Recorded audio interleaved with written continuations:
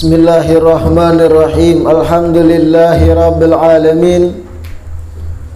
Wassalatu wassalamu ala sayyidil mursalin wa imamil muttaqin sayyidina wa maulana Muhammadin wa ala alihi wa sahbihi ajma'in. Allahumma fasalli wa sallim ala sayyidina Muhammad miftah babi rahmatillah adada ma fi ilmillah. Salatan wa salaman daimaini bidawami mulkillah wa ala alihi wa sahbihi wa man walah wa la hawla wa la quwata illa billah.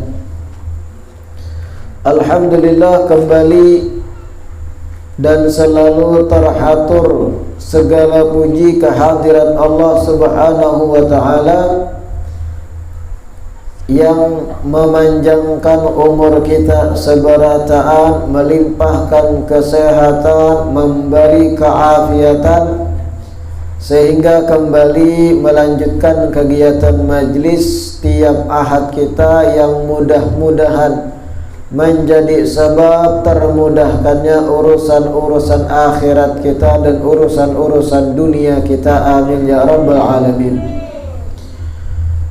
Kitab kita Lubabul Hadits pertemuan terakhir masih seputar Al-Bab Ar-Rabi' Asyar, bab 14, tentang keutamaan hal-hal yang fardu. Bab ke-14 yang berbicara keutamaan segala hal yang wajib, yang pokok.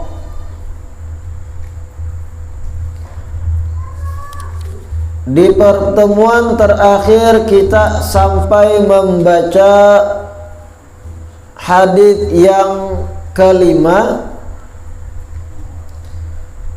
Qala sallallahu alaihi wasallam likulli syai'in alamun wa alamul imani as-salah.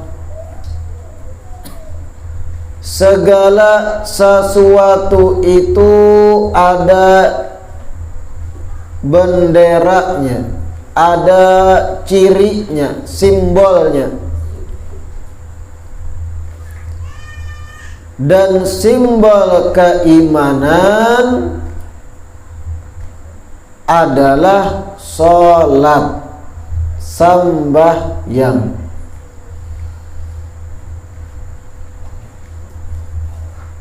Yang mana ulun jelaskan artinya dari hadits ini, Rasulullah memberitahu kita orang yang penyembah yang itu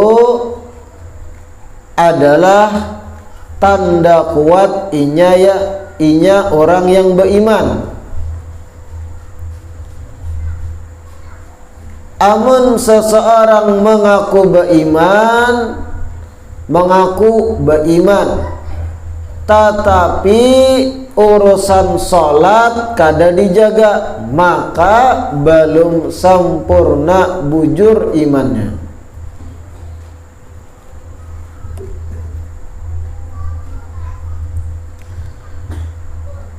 Selanjutnya hadits yang keenam.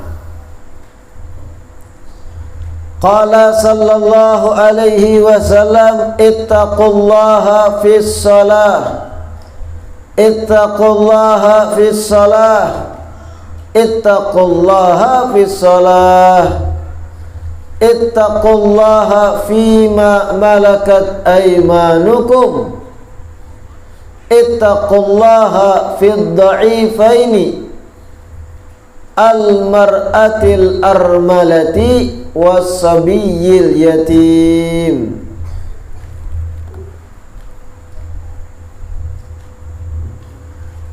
Hadits ke-6, Rasulullah berkata, ittaqullah fis shalah,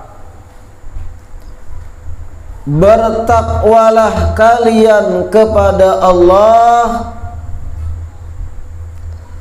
dengan cara menjaga salat.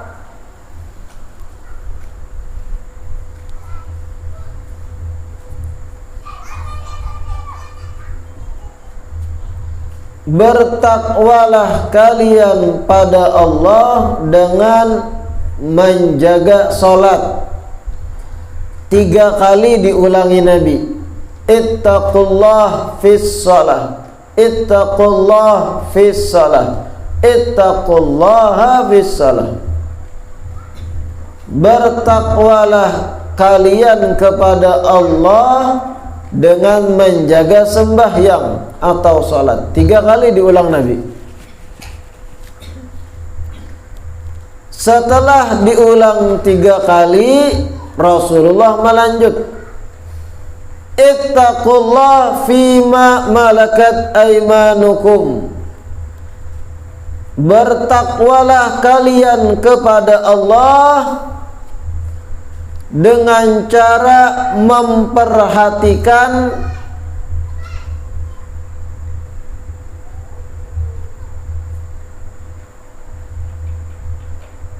makhluk-makhluk yang berada di bawah kepemilikan kalian. Bertakwalah kalian pada Allah dengan memperhatikan makhluk-makhluk yang berada di bawah kepemilikan kalian. Karena dijelaskan, bertakwalah kalian pada Allah dengan memperhatikan makhluk-makhluk yang berada di bawah kepemilikan kalian. Sudah? Ittaqullah fid dha'ifaini. Bertakwalah kalian juga kepada Allah dengan memperhatikan dua kelompok yang lemah. Bertakwalah kalian kepada Allah dengan memperhatikan dua kelompok yang lemah, dua golongan lemah. Al-mar'atil armalah, wanita yang janda,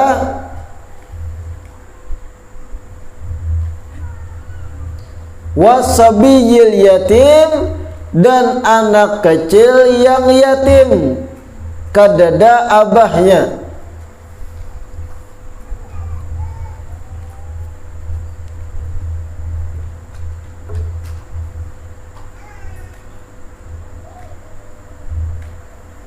Hadits yang keenam kita jelaskan. Perlu diingat, ini masih seputar bab 14 berbicara tentang keutamaan sesuatu yang wajib, yang fardu. Saat berbicara tentang bab yang fardu, dipaparkan hadits ke-6 ini oleh Imam Sayuti. Hadits ke-6 berbunyi, 3 kali Rasulullah mengulang, ikam bertakwalah pada Allah. Kata bertakwa itu bisa diartikan takutanlah buhan ikam lawan Allah. Menjadilah ikam takut pada Allah dengan cara ikam menjaga sembahyang. Menjadilah ikam takut pada Allah dengan menjaga sembahyang. Menjadilah ikam takut pada Allah dengan menjaga sembahyang. 3 kali diulang Nabi. Dengan terulang 3 kali, tanda penting benar masalah perkara sembahyang. Setelah 3 kali mengulang-ulang kewajiban salat, Nabi melanjutkan ittaqullah fima malakat aymanukum. Bertakwalah kalian pada Allah dengan memperhatikan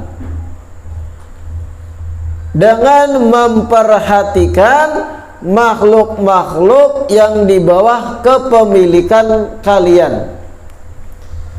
Maksudnya kayak apa, Beb? Makhluk-makhluk di bawah kepemilikan itu. Bahari itu ada perbudakan. Ada hamba sahaya bahari, ada budak. Orang merdeka bisa memiliki budak atau hamba sahaya yang sama pada manusia. Bahari masih ada. Dan bukan Islam yang membawa ajaran itu, tapi sudah ada semenjak nabi-nabi sebelumnya. Agama Islam yang justru menghilangkan perbudakan saikit demi saikit, dengan menyampaikan keutamaan memerdekakan budak, konsekuensi hukum dalam syariat. Kalau orang tegawi gawian A, maka tabusannya harus membebaskan budak. Dengan adanya syariat dan anjuran pembebasan, akhirnya perbudakan wah ini gak ada lagi. Justru Rasulullah yang menghapus bitadarruj, saikit demi saikit. Selagi masih ada perbudakan bahari, seorang budak itu di bawah kepemilikan majikannya. Rasulullah menegur, bertakwalah kalian pada Allah Ta'ala dengan memperhatikan budak-budak kalian. Artinya jangan dibebankan gawian nang kadainya mampu. Ini kada budak tuha rengkot-rengkot disuruh manabang para.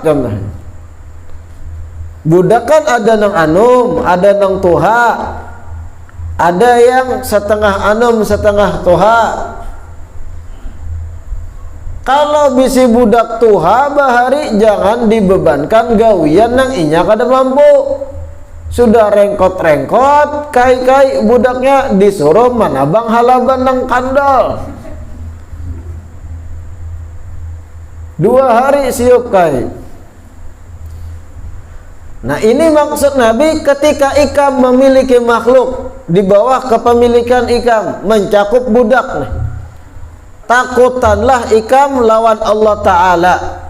Artinya hati-hati dalam mengurus makhluk nang di bawah kepemilikan ikam, karena murka Allah bisa terpicu kalau ikam salah menyikapi budak, semena-mena terhadap budak. Kalau ada seseorang semena-mena dengan budaknya, itu orang belum bertakwa lagi, kada takutan Allah Ta'ala inya. Begitu pula binatang-binatang nang pian haragu masuk. Makanya ulun terjemahkan dengan kata dengan memperhatikan makhluk-makhluk di bawah kepemilikan pian. Kayak apa, Beb? Contoh iwak,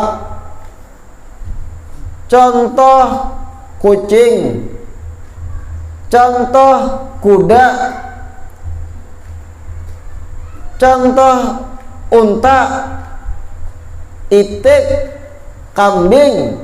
Selama itu di bawah kepemilikan pian, perhatikan makanannya, minumannya, kesehatannya. Jangan setayuk-tayuknya, apalagi disiksa. Kalau seseorang kadang memperhatikan makhluk-makhluk, termasuk binatang yang di bawah tanggung jawabnya, ampuninya, orang tuh belum bertakwa lagi. Biar behimat inya sujud sembahyang dahi sampai latah, tapi ternyata binatang haraguan di bawah kepemilikan inya semena-mena. Kucing jaratnya digulung, digantungnya. bisi kucing jaratnya tariknya nang kayak motoran. Semena-mena lawan makhluk Allah nih. Ikam kada bertakwa belum? Karena Nabi sudah berucap ittaqullah fima malakat aymanukum. Takutanlah ikam pada Allah dengan memperhatikan makhluk-makhluk nang ikam jaga, nang ikam miliki.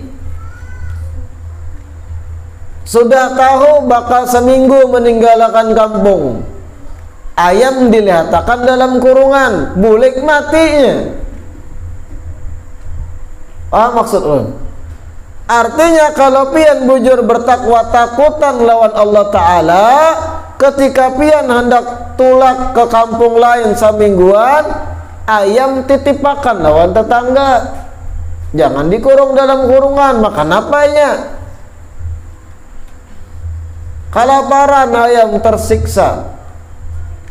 Ini orang ada bertakwa dong itu. Sarik lawan kucing, siramnya banyu panas pada kucing sorang. Model kucing tuh bakal. Kucing tuh ompati insting. Amun iwak kada pian tudungi, hilang ay. Pian yang salah. Banyak hilang lalu dicatuk kucing pakai bebangkih, patah betis. Ini orang ada bertakwa.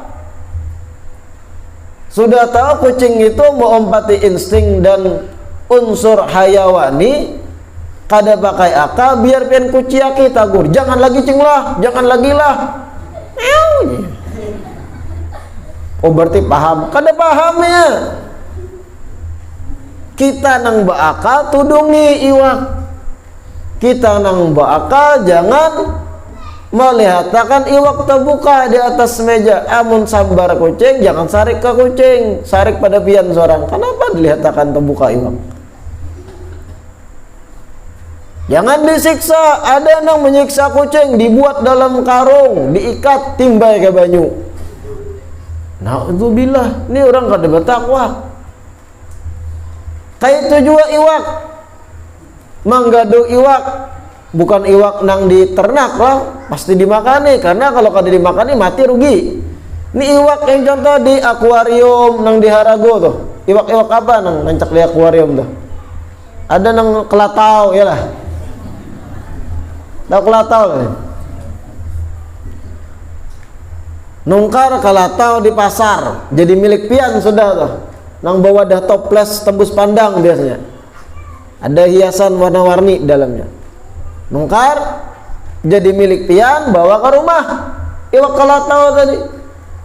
Banyak menungkar, hilang sudah hobi maharagu kelatau, dilihatkan stayunya kada dimakani. Kada bertakwa pian. Kalau sudah dibawa ke pemilikan pian, jaga sampainya mati. Atau kelatonya makan masak lebih manfaat. Kalau dimakan kelatau digoreng lebih manfaat dan boleh. Jangan disiksa, dilatakannya kelaparan aja mabuk di dalam banyu, timbul langsung mengambang di atas. Pian yang menukar berarti pian harus betul-betul berkomitmen menjaga. Ittaqullah fima malakat aymanukum, jar Nabi. Sama yang lain, itik dan yang lain. Begitu pula tatkala pian baharaguan itik dan ayam contohnya. Bukan hanya pian tahu memakani aja, jaga kelakuan ayam pian juga. Amun sudah tahu ayam ni ketujuh berjalan ke pelataran rumah orang bahira-hira, kurung. Artinya pian kadang memperhatikan ayam yang dibawa ke pemilikan pian sampai mengganggu tetangga juga. Tapu ciritnya di halaman tetangga. Kita tahu memakani aja, yang penting aku memakani, tanggung jawab juga pian. Saat ini nang bahayau ke pelataran orang. Minta ridho lawan tetangga yang dihirainya. Basuhakan menggawa. Atau bariakan ayamnya sekalian. Sembelih pian, halal aja. Oh himung tetangga. Itu diperhatikan juga lah. Kadang kita kadang merasa gitu. Amunnya kada hendak memperhatikan hal itu, baik kadu sama haragu ayam dari awal. anu bipai hobi sudah barago ayam kate, oke, kandang tanah pian seapa ada di situ pian memelihara, anu pakai rajut kah? Sakira kada buka ke halaman orang,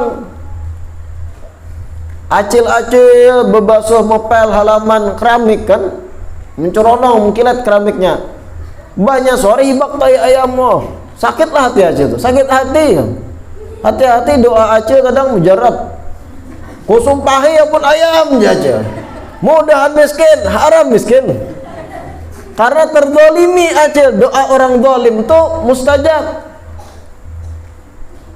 Nah itu pun gambaran ittaqullah fima malakat aimanukum. Takutanlah ikam pada Allah dengan memperhatikan makhluk-makhluk yang ikam bertanggung jawab terhadap hidupnya.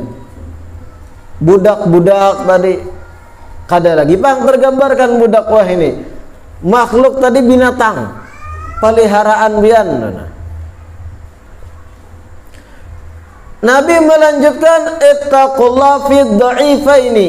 Kemudian ujar Nabi, takutanlah ikam barataan pada Allah dengan memperhatikan dua golongan yang lemah. Apa dua golongan lemah?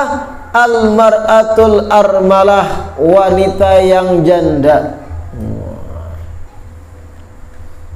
wasabiyil yatim, dan kakanakan halus belum balik yang kadada abahnya. Yatim itu seorang anak yang belum balik, abahnya kadada entah meninggal atau hilang kadada kabar.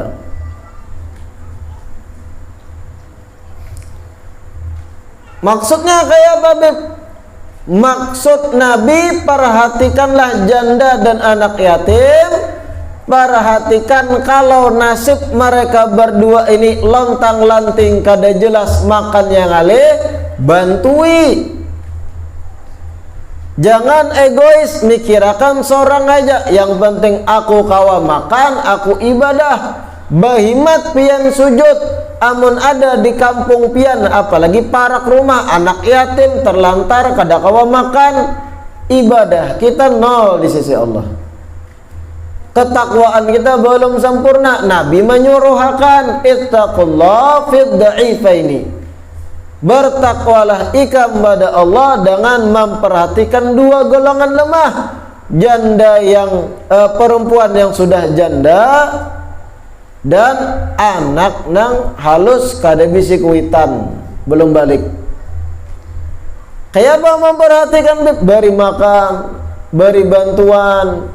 Amun jandanya masih pina anom kawini, amun wani. Intinya kayak apa caranya? Ada iktina, memperhatikan nasibnya. Karena bahari itu amun nangaran janda tuh bingung hidupnya. Karena mahir di rumah aja yang bacari memakani laki mati. Lalu terlantar si janda, kemampuan kadada bisa, kabisaan kadada, bagawi kada, mahir di rumah aja, janda nasibnya.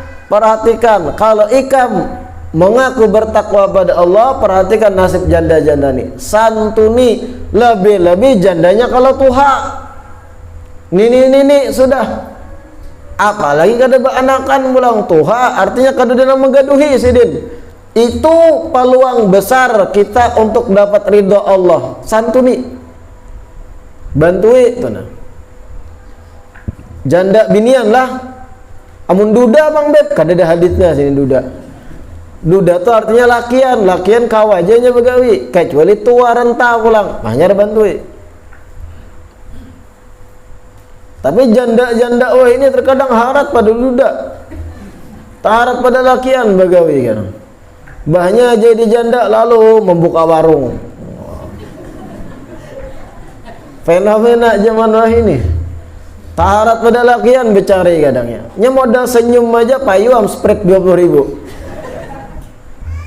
Spread 8.000, modal senyum aja nya jadi 25.000 harga spread sebotol. Tapi itu janda nang lain lah. Kada usah diperhatikan, gini hidup aja ya. Begitu pula as-sabiyil yatim, kakanakan halus nang yatim, kuitannya kadada. Ini pun peluang besar kita dapat ridha Allah. Justru dengan menelantarkan mereka, takwa kita kada sempurna lagi. Hadits yang ketujuh, qala sallallahu alaihi wasallam, sallu kama raaitumuni usolli. Salatlah kalian, sallu, salatlah kalian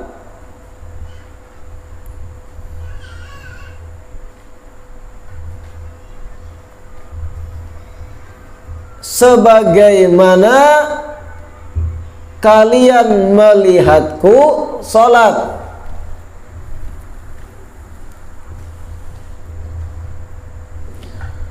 Salatlah kalian sebagaimana kalian melihatku salat. Hadits ketujuh ini termasuk dasar tata cara salat kita.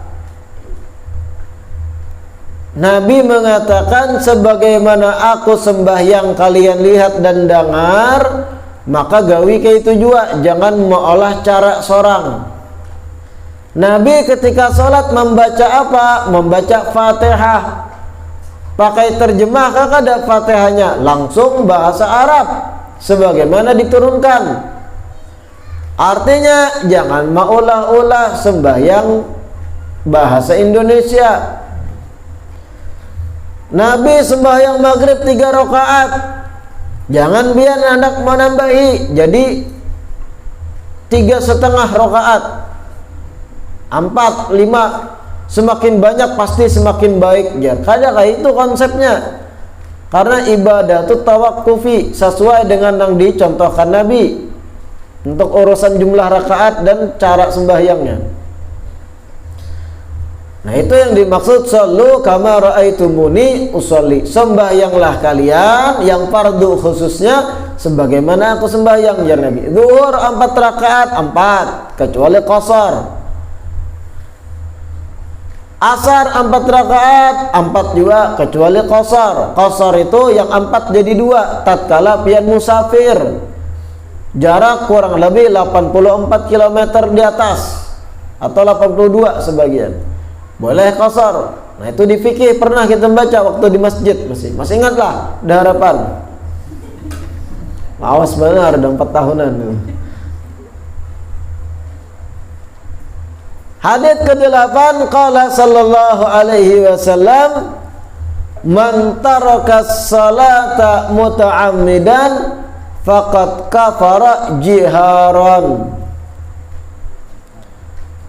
Barang siapa yang meninggalkan salat sengaja,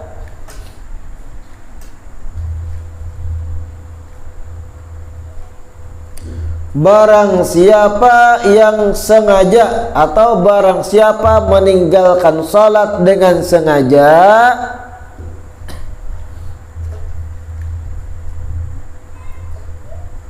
sungguh dengan jelas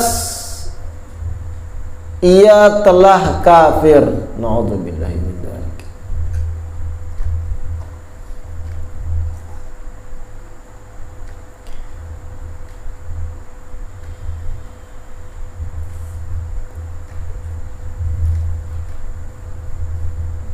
Hadits ke-8, ujar Nabi, barang siapa yang sengaja meninggalkan sembahyang. Sudah ulun jelaskan pertemuan sebelumnya ini. Terbagi 2 orang yang meninggalkan sholat tuh gambarannya. Yang pertama meninggalkan sholat karena takasulan, pangulir. Kulir tapi yakin sembahyang wajib. Ini dosanya, tapi kada kafir. Karena yakin dia sembahyang wajib, semata kulir manggawi. Kauyuhan lah alasan, macam-macam alasannya. Panci lah tumbus semalam, alasannya tuh. Ada yang kedua gambarannya meninggalkan sholat karena apa? Karena kada meyakini wajib. Nah, apa sembahyang tuh kulit wara ya. Ada wajib sembahyang tuh kulir mangganali lubang belakang aja ya. Oh ma bungual benar. Bepandir gitu. Astagfirullah. Kada meyakini sembahyang itu wajib lalu tinggalkannya. Nang kedua ini nang kafir, murtad ya. Nah ini yang dimaksud hadis ke-8, sengaja meninggalkan sholat, juhudan, mengingkari kewajiban sholat itu sendiri, itu yang kafir. Tapi orang yang meninggalkan sholat karena kulir, ngantuk, sengaja meninggalkan, tapi yakin wajib, yakin tuh perbuatan dosa, ini dosa besar digawinya, wajib taubat, tapi kada kafir, kada murtad.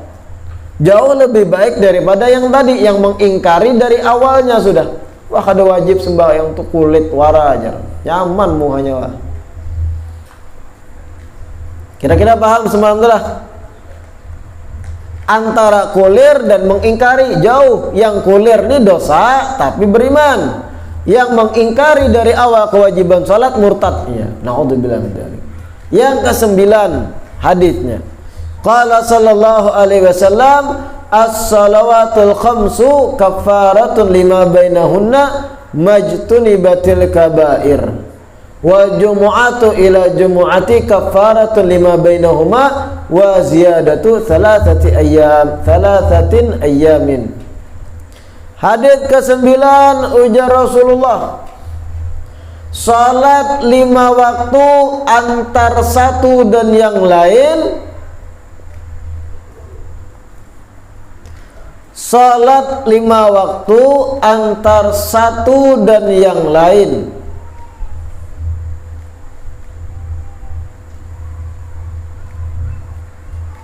salat 5 waktu antar satu dan yang lain merupakan penghapusan bagi dosa.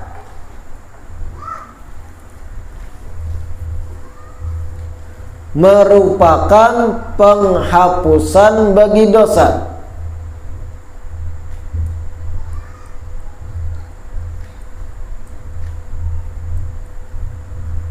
Selama dosa-dosa besar dihindari.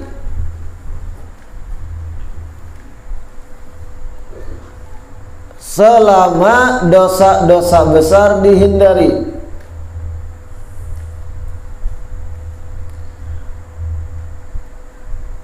Wa jumu'atu ila jumu'ati, salat Jumat antar satu dan yang lain,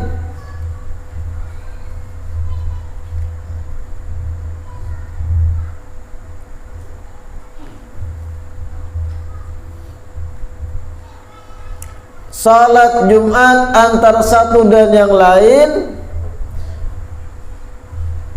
merupakan penghapusan dosa di antara keduanya.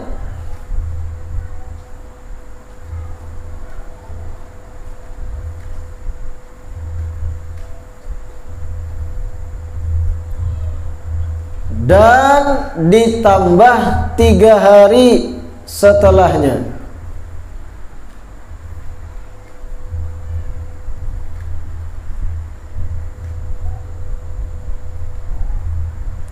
Kayak apa maksud hadis ke-9? Salat 5 waktu antar satu dan yang lain. Maksudnya apa, Bib? Antara satu dan yang lain. Antara waktu duhur dan asar. Ada waktu kan? Jedanya. Antara asar dan maghrib ada waktu kosong. Antara maghrib dan isya ada waktu kosong. Antara isya dan subuh paling panjang tuh waktu kosong. Antar waktu-waktu sholat 5 waktu ini yang kosong-kosong tadi, apabila sholat 5 waktunya digawi sempurna, antar sholat satu dan yang lain ini merupakan penghapusan dosa. Tapi selama yang digawi dosa halus, bukan dosa besar. Adapun dosa besar harus inya beristilah taubat, inabah, kembali pada Allah bujur-bujur dan menyesali. Tapi kalau dosa-dosa halus, dosa-dosa kecil aja, dengan mengerjakan salat 5 waktu terhapus dosa tadi. Di sela-sela antar 2 salat, satu dan yang lain, sampai perputaran 5 waktu ke sehari 24 jam, itu ada penghapusan dosa kalau 5 waktunya dijaga. Selama dosa besar dihindari, artinya kalau dosa besar tagawi harus beristilah bertaubat untuk minta ampun akan dosa besar. Kada cukup sekadar menggawi salat 5 waktu aja. Paham kan? Lalu jar Nabi antar Jumat satu dan yang lain, jarak antara sembahyang Jumat yang satu dan yang lain semingguan, kalau 7 hari. Apabila Jumat yang ini digawi dan Jumat yang kena digawi, jarak antar 2 Jumat ini terhapus dosa-dosa juga. Bahkan plus 3 hari ditambah. Artinya 10 hari setelah Jumat itu dosa terampuni. Jumat ini tegawi Jumat kena kada tegawi. Kenapa? Musafir contohnya. Tetap terampuni dosa 10 hari dari semenjak Jumat yang tagawi. Karena ajar Nabi tadi wa ziyadatu 3 ayyam atau 3 ayyamin. 7 hari tambah 3 berarti 10. Paham lah itu kira-kira. Artinya luar biasanya syariat itu membarasihi kita. Sembahyang 5 waktu tuh walau kita kada beristilah minta ampun, beristighfar dan taubat, menggawi 5 waktu wara tuh dijaga, dosa tuh habis. Terus perputaran sebenarnya 5 waktu dijaga, dosa tuh habis. Terkecuali dosa besar, harus beristilah taubat. Ada cukup 5 waktu aja. Kayak itu juga perputaran pekan antara Jumat satu dan yang lain, dosa terampuni juga nang halus-halus. Barasih gitu. Hadits ke-10, qala sallallahu alaihi wasallam, man jama'a bainas salataini min ghairi udhrin faqad ata baban min abwabil kabair.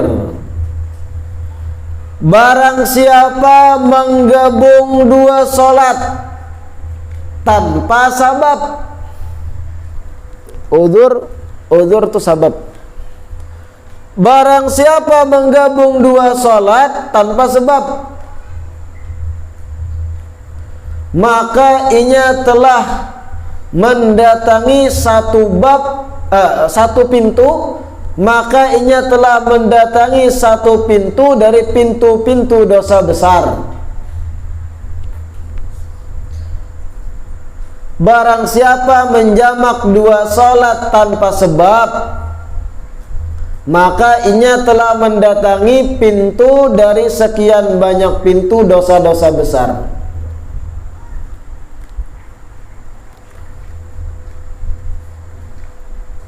Kayak apa gambarannya? Nah, pian-pian kan jar ulun sudah belajar waktu masih kita majelis di masjid tentang sembahyang jamak, sembahyang qasar. Masih ingat lah pian? 3 tahunan yang lewat lah gitu. Waktu ulun masih anum, tapi anum bang masih nih. Ada aturannya dalam menjamak salat itu. Jamak salat terbagi 2, ada jamak takdim, ada jamak takhir. Jamak takdim ketika kita menggawi salat yang kedua di waktu yang pertama. Contoh, duhur dan asar dijamak. Asar nang tadudi ditarik ke waktu duhur, itu jamak takdim. Ada jamak takhir, tatkala duhur kada digawi sampai masuk waktu asar, digawinya waktu asar duhur, itu jamak takhir. Dan jamak itu cuma 2 pasangan aja, antara duhur asar, dan pasangan kedua antara maghrib dan isya. Kada ada istilah jamak subuh dan duhur, itu kada ada. Yang ada qadha. Dan sabab orang membolehkan jamak itu uzurnya yang pertama safar, perjalanan, ia musafir jauh, boleh menjamak. Ada lagi sebab kedua karena hujan, boleh menjamak. Kayak apa karena hujan? Contoh simpelnya, pian baduhur di masjid, oke? Berduhur di masjid, turun hujan lebat kada bangbihan. Amun pian bulik basah kuyup, bebulik basah ke masjid, basah pulang. Di situ boleh pian menjamak asar tatkala hujan lebat sekalian. Tapi ada syarat-syaratnya, kada sesimpel itu. Kada itu gambaran aja. Artinya ada dua sebab seseorang boleh jamak, perjalanan dan ini umum, ada karena hujan. Hujan itu kena rinciannya, kada usah dikupas sini karena kita kada belajar fikih. Kena di bab fikih secara khusus. Ada dua sebab membolehkan jamak. Kalau kada ada sebab tiba-tiba menjamak, hujan kada, musafir kada, di rumah wara. Aku anak menggabung hak asar nah. Juhur kawata panjang taguring. Telah mendatangi pintu dari pintu-pintu dosa besar, ujar Nabi. Dosa itu. Kada ada sebab anak menjamak. Kira-kira dipahami itu? Mudah-mudahan yang disampaikan hari ini bermanfaat, menjadi sebab terampunkan dosa-dosa, menjadi sebab semangat kita dalam mendekatkan diri pada Allah, menjadi sebab bertambahnya kecintaan pada Rasulullah sallallahu alaihi wasallam. Sebelum ditutup, kita sedikit membaca tahlil. Qala Rasulullah sallallahu alaihi wasallam, afdalu ma qultuhu ana wan nabiyyuna min qabli, la ilaha illallah, la ilaha illallah, la ilaha illallah.